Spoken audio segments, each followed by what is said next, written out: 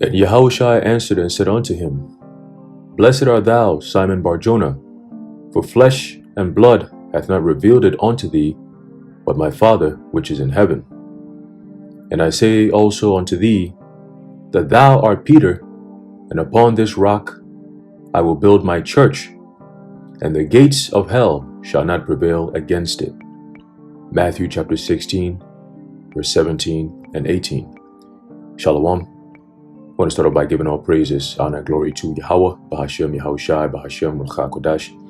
Double honor to our venerable apostles and others at Great Millstone who rule well, and peace and blessings to the Lord's elect, the house of David. All right, so Brother Aharon coming back at you with another lesson, Lord willing to be edifying and uplifting unto the elect.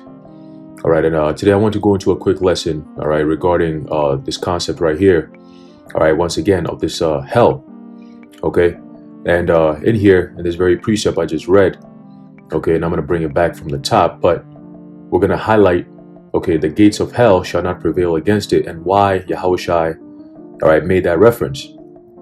Okay, we always talk about time and time again that, you know, sometimes the scriptures, being that they were written in a time that was 2,000 plus years ago in the East, you know, there are a lot of things that you read in the Bible that don't apply, okay, to the people in the West, simply because of their lack of understanding.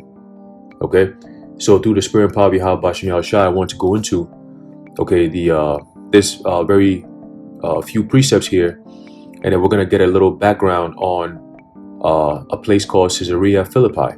Okay, there's a book of Matthew chapter 16. All right, this very account is also written in the book of Mark.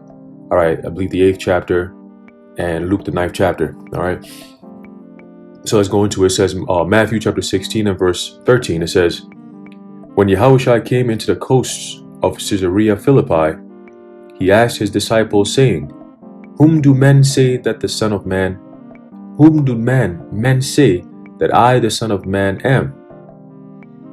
And they said, some say that thou art John the Baptist, some Elias, and others Jeremias, or one of the prophets. Okay, so that very exchange back and forth right there shows you, okay, that even back in the ancient world, all right, our people understand the concept of reincarnation. Okay, because during the time of Yahushua, okay, especially when he was doing his ministry at this time, all right, I believe John the Baptist was already dead. Okay, I believe Herod had decapitated his head. All right, decapitated him. Okay, to please, I forget the lady, the woman that he was married to. Okay, she was an Israelite. Okay, she was going off. All right, as a matter of fact, let me see if I can pull that up real quick. All right. Let me see. All right, let's go here. Just a real quick, just to give you a little bit of what had happened to John the Baptist. Okay, there's a book of Mark chapter 6 and verse 14. It says, and King Herod heard of him, for his name was spread abroad, and he said that John the Baptist was risen from the dead, and therefore mighty works do shew forth themselves in him. Others said, that is Elias, and others said that it is a prophet, or as one of the prophets. Okay, so once again, Elias was what? Elijah, who was way back before John the Baptist even came on the scene. Okay, and during the time of Yahushua, which is the time of John the Baptist, okay, I believe they were 6 months apart. Okay, now Elizabeth was, you know, pretty much, she was up there in age, all right, compared to Mary, who was very young. Okay, but yet they were still friends. And then Yahushua and John the Baptist were cousins. Okay, I believe Elizabeth was from the tribe of Levi, if I'm not mistaken, and Mary must have been from the tribe of Judah. Okay, but it says, when Herod heard thereof, he said, it is John, whom I beheaded. He is risen from the dead. Okay, for Herod himself had sent forth and laid hold upon John and bound him in prison for Herodias' sake. All right, her name was Herodias. Okay, his brother Philip's wife, for he had married her, and that was a form of that was committing adultery, and that was what John was speaking against, and that displeased, Herodias and so on and so forth. So she asked for him to be beheaded, right? It says for John, verse 18, Mark 6 and 18, for John said unto Herod, it is not lawful for thee to have thy brother's wife. Therefore Herodias had a quarrel against him and would have killed him, but she could not. For Herod feared John, knowing that he was a just man and unholy, and observed him. And when he heard him, he did many things and heard him gladly. And when a convenient day was come, that Herod on his birthday made a supper to his lords, high captains, and chief estates of Galilee. And when the daughter of the said Herodias came in, and danced and pleased Herod, and them that sat with him, the king said unto the damsel, ask of me whatsoever thou wilt, and I will give it thee. And he sware unto her, whatsoever thou shalt ask of me, I will give it thee, unto the half of my kingdom. And she went forth and said unto her mother, what shall I ask? And she said, the head of John the Baptist. And she came in straightway with haste unto the king, and asked, saying, I will that thou give me by and by in a charger the head of John the Baptist. And the king was exceeding sorry, yet for his oath's sake, and for their sakes which sat with him, he would not reject her. And immediately the king sent an executioner, and commanded his head to be brought. And he went and beheaded him in the prison, and brought his head in a charger, and gave it to the damsel, and the damsel gave it to her mother. And when his disciples heard of it, they came and took up his corpse and laid it in a tomb. Mark chapter 6, ending at verse 29. Okay, so that is a little background that I want to bring out, concerning, what had happened to John, prior to this time, when Yahushua was speaking. Okay, so at this point, right, everybody knows that John the Baptist is dead, Elias, which is Elijah, was a prophet of old, the Old Testament prior to Yahushua coming to the scene, and Jeremiah, he's also mentioned. So again, when Yahushua asked them, whom do men say that I am? They answered and said, well, some say that you're John the Baptist, meaning that John the Baptist died, he must have came back as this prophet here. Some say Elias, you must be Elias, Elijah coming back, right? How come? How is that so? If you die and you never come back, how come they're making this reference and saying that, oh, you might be Elijah coming back? Why is that? How did Elijah come back? Right? It says in others, Jeremiah's, or one of the prophets, this proves that everybody comes back again, something known as reincarnation. The word reincarnation, literally break it down to what? Re meaning back, to come back to do something. That's why you have something called replay, or review, or reply, meaning go back to something, to do something. And incarnation, the in, going to obviously into something, and carne, which is Latin for what? Meat or flesh. So re in or back in the flesh. Reincarnation, back in the flesh. What is coming back in the flesh? The spirit. That is why these people are saying, yeah, you're back in the flesh, but your spirit might be coming, you're coming back in the spirit of maybe John the Baptist or Elias or Jeremiah. This is what was going around at that time, right? Man, this is one of the greatest prophets that we've ever dealt with. I mean, look at the miracles he's performing. Look at the authority in which he speaks in. Look at the following. Look at all these things. Yahushua is that man. He is that man, and everybody knew about him. The Romans took notice of him. And of course, all of Judea knew about Yahushua, right? So let's continue. Verse 15, Matthew chapter 16 and verse 15, it says, and he saith unto them, but whom say ye that I am? And Simon Peter answered and said, thou art Hamashiach, the anointed, the son of the living power Yahweh.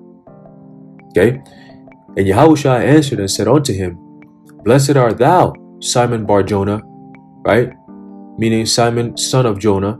Bar is the Greek, but it's in the Hebrew it will be Ban. It says what? For flesh and blood hath not revealed it unto thee, but my Father which is in heaven. So that goes to show you once again, Yahushua is again confirming that these secrets and these revelations that we have, all right, starting from our apostles and elders of Great Millstone on down, is all given, all right, from the Heavenly Father, who is in heaven.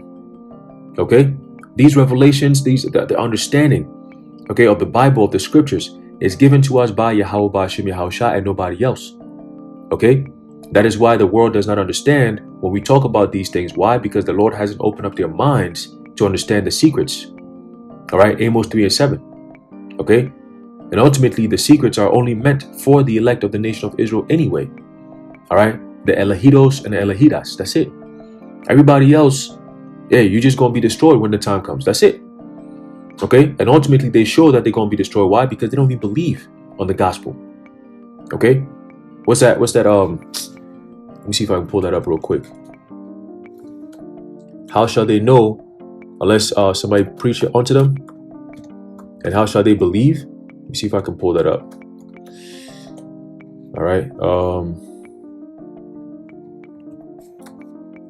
Let's see. Right. There's a book of Romans chapter 10 and verse 14. It says, how then shall they call on him in whom they have not believed? Okay. And to believe on something, you got to have faith. All right. That's Hebrews 11th chapter. Okay. Faith is the evidence of things not seen. Let me see. I don't want to butcher this. I keep on. Let me get it real quick. All right. Hebrews the 11th chapter. Okay. It's best when you always bring out the scripts. Okay. There's a book of Hebrews chapter 11 and verse 1. This is concerning faith. Okay. It says, now faith is the substance of things not hoped for, the evidence of things not seen. Okay. That is faith. The substance of things hoped for. Okay. The thing that makes the hope alive. That is faith. Faith is what keeps hope alive, man. All right. It says the evidence of things not seen. Okay, because the Apostle Paul said it. All right, now 1 Corinthians 2:9, he said what? That eyes have not seen, neither have ears heard. All right, what the Heavenly Father has in store for those that love Him. Okay, so how come we've never seen the kingdom of heaven? We've read about it in the book of Revelation, right? You know, the 12 gates. All right, the stones. All right, the floor that's made is paved with gold, transparent glass of gold. I mean, we've read about the majesty of the kingdom, but none of us have actually seen the kingdom, which is going to be right here on earth.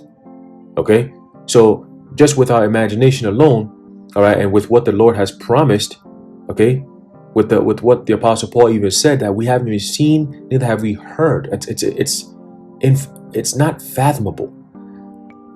All right, these bodies that we have will have to be changed in order to even inherit the kingdom. That's how perfect it is. That's how great it is. You see? So right now in our current state, we're not even built to inherit the kingdom. All right, just think about that for a second. You got all these people, these so-called Christians that say, oh, I'm saved by the blood of Christ. I'm saved. You don't even understand the concept of salvation. What is you're being saved? Like, what are you being saved from? A lot of you don't even know the problem, the very thing that you should be worried about, that you would want salvation from, you don't even know is about to happen. But yet you claim to be saved? Well, we'll see. All right, we'll see. So going back to Romans, the 10th chapter, the 14th verse, it says, how then shall they call on him whom they have not believed? All right, so how they going to believe, how they going to call upon Yahweh Ba'Shem Yahushai if they don't believe on Yahweh Ba'Shem Yahushai? Okay, that is why these other camps, these other groups do not come in the name of Yahweh Ba'Shem Yahushai. Why? Because they don't believe on Yahweh Ba'Shem Yahushai. They can claim whatever they want to claim, but if you come in a different spirit, all right, the sheep of the Heavenly Father will know. They'll know. All right, Yahushua said, well, my sheep heareth my voice, and they do follow me. Okay, so when we hear a funny little sound, we know, oh yeah, that's not our shepherd. Don't worry about that. You know, it says, how shall they believe in him of whom they have not heard? So if we don't go out there and do this work, how are people going to even hear this word? All right, a perfect example will be this past weekend, all right, with the elder Manat Zakba, all right, down in South Carolina. You had this U.S. Marine that passed by, and guess what happened? Right? Who knows what's going to happen next? But guess what happened? He was confounded.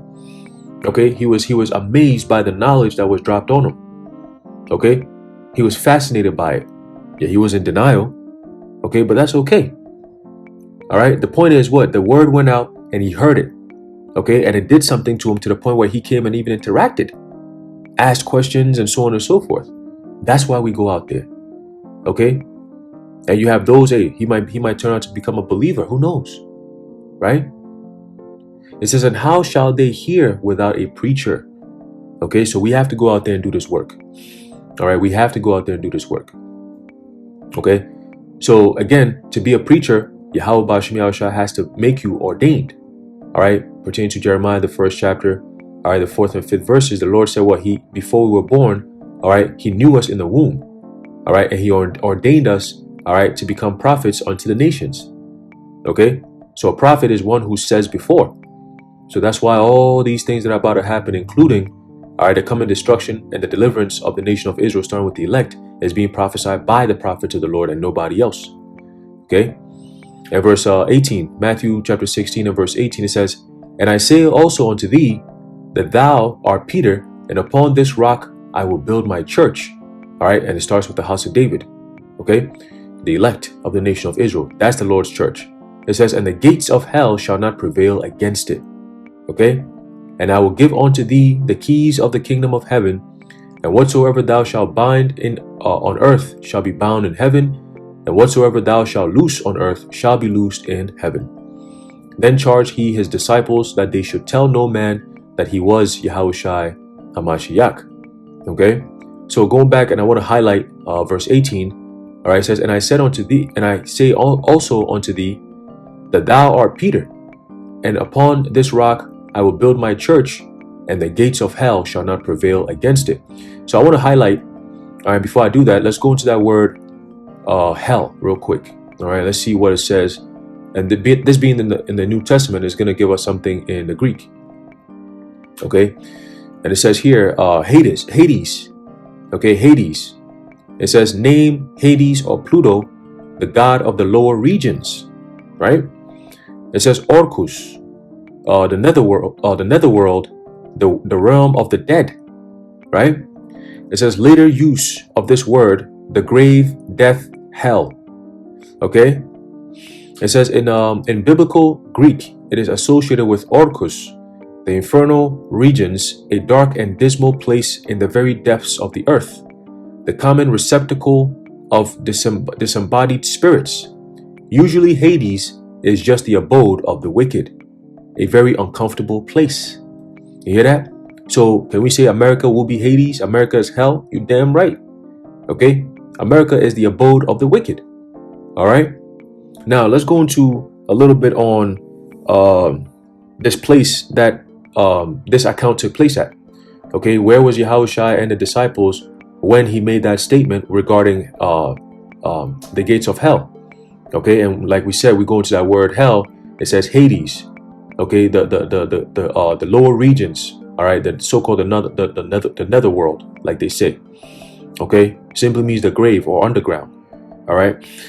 So let's read this real quick. All right, this is it says Banyas, okay, which is in Caesarea Philippi. Right, it says Banyas is a modern corruption of the ancient name Panyas or Panyas, Panyas or Panias.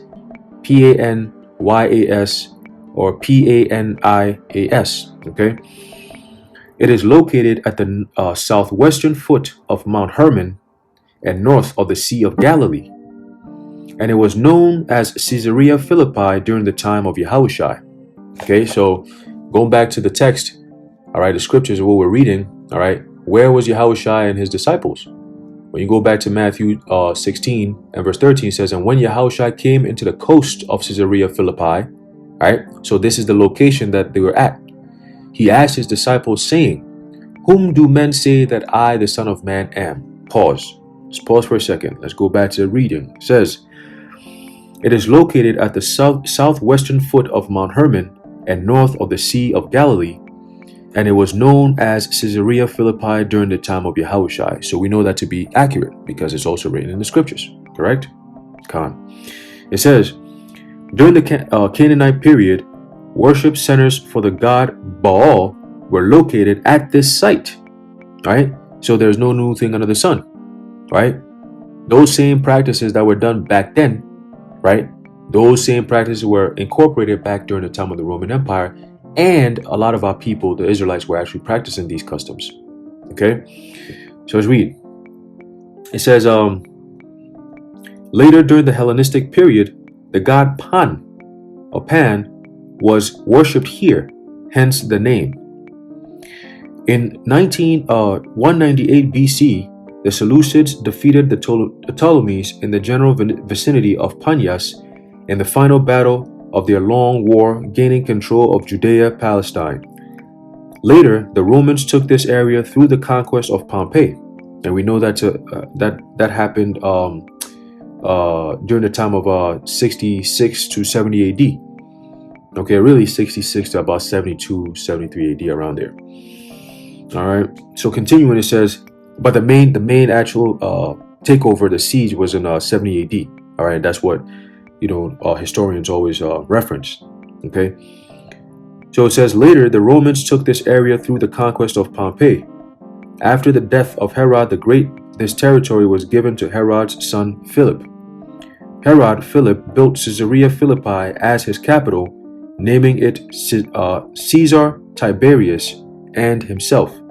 Or it says naming it after Caesar Tiberius and himself. So that's where you get the name Caesarea Philippi.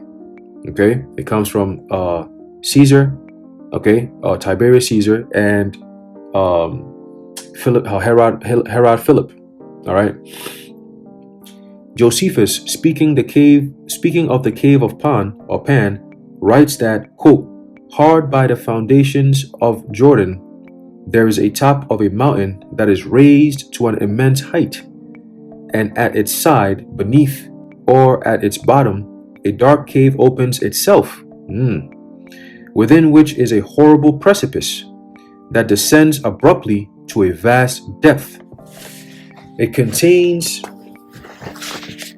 a mighty quantity of water, which is immovable, and when anybody lets down anything to measure the depth of the earth beneath the water, meaning going trying to find out how deep that water goes, right? No length of cord is sufficient to reach it. And this is in the book of Josephus. It says, Bargil Pixner, a scholar in residence at the Dormition Abbey in Jerusalem, suggests that pagans may have made sacrifices to the gods and demons of the so-called underworld at this cave. Okay, let's read. Which was thought of as the passageway to Hades during the Hellenistic and Roman periods. All right, so that whole concept of a gateway to hell, and you go down there and people are tormented, that was all something that came during the Greek and Romans. All right, the Greco-Roman times. Okay, so let's read that again. It says, they suggest that pagans may have made sacrifices to the gods and demons of the underworld at this cave, which was thought of as the passageway to Hades during the Hellenistic and Roman periods.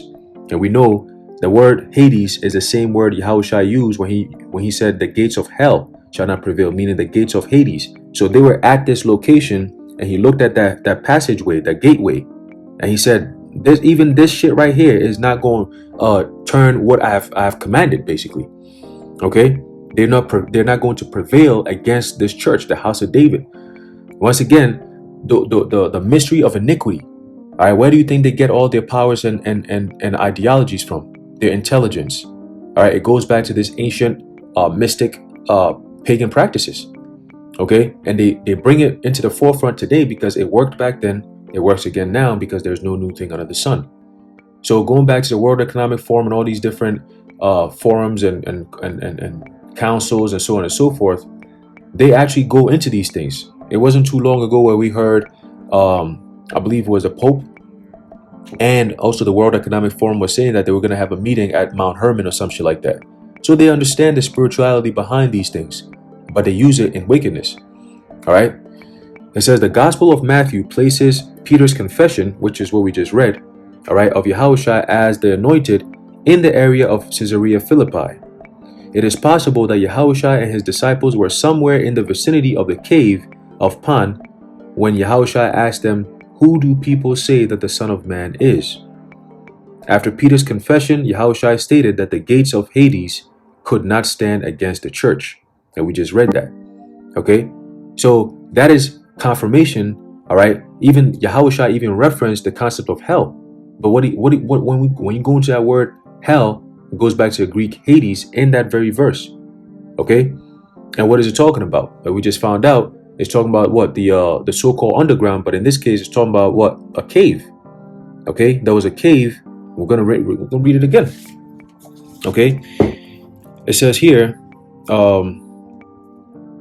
let's bring it back. It says, they suggest that pagans may have made sacrifices to the gods and demons of the underworld. This is a belief that they had, all right, at this cave. All right, being that it was such a deep cave, they said, oh, this definitely leads to the underworld. So they believe that shit, okay? Which was thought of as the passageway to Hades during the Hellenistic and Roman periods. All right, so at that time, Yahushua was making reference to that site, just like how today, if we were, teaching, we'll make a reference to maybe, Yale, and we'll say, oh yeah, well, they have something known as Skull and Bones over there, and Skull and Bones, for somebody who's from the outside, they might think, okay, Skull and Bones, all right, cool. But those who know, we understand that it's actual a custom and a ritual that these people do, all right? These so-called Masons and so on and so forth, they're actual rituals that they do, all right, which signifies what? Death, all right? Skull and Bones is the brotherhood of death, okay? So it's a whole thing that they get into, all right? But again, it's all spiritual, okay? It's all spiritual, man. All right, this is why the Apostle Paul told us this. All right, let's get this and we're going to close it out. All right, because why? Yahushua said that what? Even the gates of hell shall not prevail against it. All right, so the house of David, all right, the elect, we're not going to be taken down. All right, Yahushua said what? If it were possible, they shall deceive the very elect. But he's already made a decree. Even the gates of hell shall not prevail against it. Okay, this is the book of Ephesians chapter 6 and verse 10. It says, finally, my brethren, be strong in the Lord and in the power of his might. Put on the whole armor of the Most High, that ye may be able to stand against the wiles of the devil. All right, and some of the wiles of the devil is the philosophy or the concept of hell. Okay, oh, a place that you go sit and you burn forever. Like, come on, bro. Okay, all right, the deception, the lies. All right, the wayward doctrines and philosophies. Okay, the wickedness and abominations that these people engage in and normalize and defend and protect. Okay, wickedness. All right. Verse 12, it says, for we wrestle not against flesh and blood, but against principalities, against powers, against the rulers of the darkness of this world, against spiritual wickedness in high places. Wherefore take unto you the whole armor of the Most High, that ye may be able to withstand the evil day, and having done all, to stand. All right. So verse 12 is telling us that what? We're wrestling, okay, not against flesh and blood, all right, but against principalities, meaning high-level demons, man. Okay, against powers, meaning rulers, against the rulers of the darkness of this world. Okay, and we know, and I'm gonna probably use that as my thumbnail with Klaus Schwab. All right, the satanic high priest that he is. Okay. They engage in Satanism. That's just straight up what it is. And they show you now. These fashion shows are becoming more and more satanic as all hell. All right. The music and the music videos, the vibration that's being pushed out there. All right. The new laws that are being pushed upon the children and upon society that everybody must accept. If not, you're going to be deemed some type of hater or whatever. A phobia, or you have a phobia against this and such. All right. We're living in some satanic times. Okay. And if you're a so-called Christian or a Bible believer, you should know that these things are all going to lead to what? Judgment and the destruction of this place. All right. And if you don't understand that, that's on you. Okay. If you're in America and you're a so-called Christian, you should want this place to be destroyed. All right. There's a book of Ephesians chapter 6, continuing verse 14. It says, stand therefore having your loins girt about with truth. All right. And having on the breastplate of righteousness, and your feet shod with preparation of the gospel of peace. Now it's almost like he's making a reference to how you're supposed to be in the spirit of during the time of the Passover. Okay, having your loins girt.